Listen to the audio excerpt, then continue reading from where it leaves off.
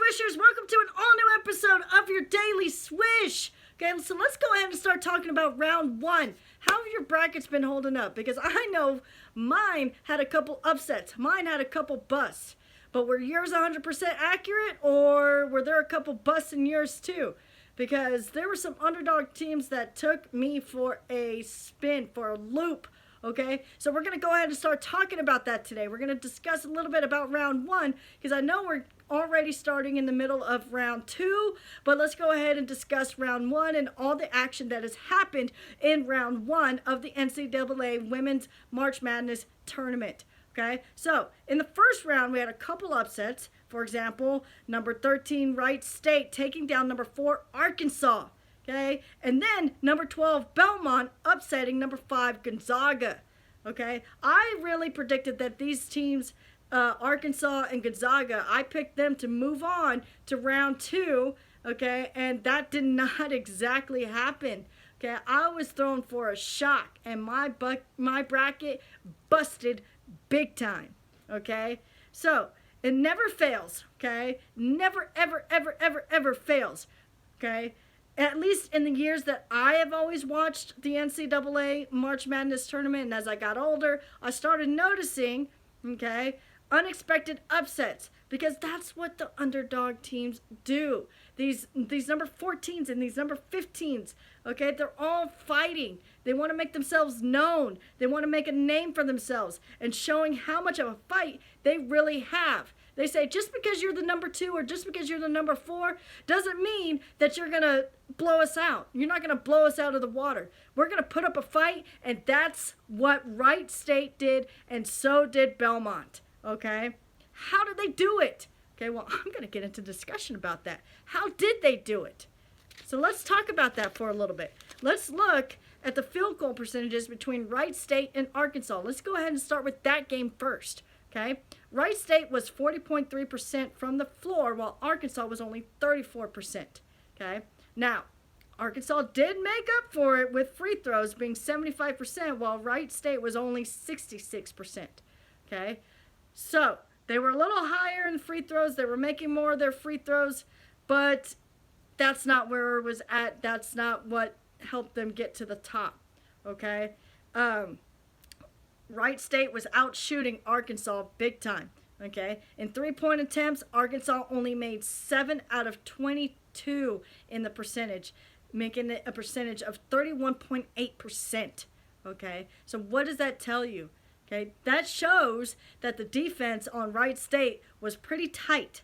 Okay, so Wright was legit with 50%, making 6 out of 12 attempts. Okay. So what does this tell you? What does this show you? Just by giving those numbers, okay? Yes, they were going after threes, but Wright was outbeating them in the paint. They were outbeating them with easy jump shots, easy layups, okay? Driving through the defense. Okay, so Arkansas really didn't have it all together on both ends of the floor. That's what it goes to show you, okay? So the final score was 66-62. Okay, now let's talk about Belmont for a little bit. Okay, Belmont took down Gonzaga, and I have to say, Belmont wasn't going down without a fight. Both of these teams weren't going down without a fight, and they surprised us both. Okay, now here's the breakdown. Okay, Belmont was 24 out of 58 on goal attempts. Okay, on field goal attempts, while Gonzaga was 23 out of 42. Okay, most shots were easy jumpers on the inside. Same situation here, guys. Okay, same situation. Belmont took up on the opportunity to get these easy two-pointers in every single time, every time they had the opportunity to do so. Okay, too many times Gonzaga was left the inside post open. As I was watching these highlight reels, watching these replays of last night's game, okay, there were too many times, and I'm going to repeat it again, too many times that Gonzaga left the post wide open, which means they could get the easy, Belmont could get the easy assist right to their post player, and boom, in, okay? Some of the chances also were from rebounds, okay?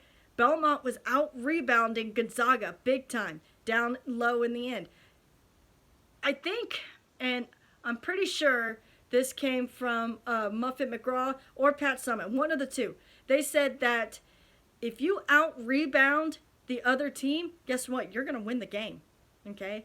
You will most definitely win the game because you're out-rebounding on both ends, offensively and defensively, okay? You're protecting that ball, okay? Belmont also made up for it in open threes, okay? There were plenty of times where Belmont took up the opportunity. Oh, I'm open three, boom, done, okay? So, as well as free throws. So Belmont was there with their three-pointers. They were there for their easy layups. They were there for their easy jumpers, okay? The post players were right where they needed to be, okay? And almost 90% of their free throws were made. 10 out of 12, okay? 10 out of 12. So, also, like their defense. Just like with Wright State, their defense was a little tight on Gonzaga, and they would not allow them to drive it in like they normally do, okay? So, Gonzaga, I'm sorry, guys, but you got outbeat. You got outworked, okay? Another game that I kind of want to highlight, okay, is the game against Texas A&M and Troy. That game was down to the wire. It was a crazy game. Texas A&M, they were trying to work around their defense. Troy was just out rebounding again as well, okay? And they had a lot of open shots, okay? And so they were able to keep up with Texas A&M. And I don't know if it was an off night for Texas A&M or what, but Troy should not have been that close to them, okay? But it was a very good game. Eventually, Texas A&M was able to pull through and move on to round 2, okay? Now, I'm going to give you this advice, okay? Don't lose hope in your bracket because now we're on to round 2, okay? And maybe bigger and better things, less upsets in round 2. Who knows? Because now you have these bigger teams are knocking out some of these lower seeds, and that's all right. That's what it's all about. But I kind of want to see how far Wright State and Belmont is going to go because I'm telling you right now, they got some fire. They got some fire underneath their belt, okay? And they're not stopping. They're going to keep going, and they're going to keep putting up that fight, and I'm very interested to see how far they're going to go and how many brackets they have busted so far, okay? So like I said, don't lose hope. We still have the second round to go. Tonight is the first round, the first games of the second round, not the first round, okay? Didn't mean to say it like that, okay? So we're just getting started, okay?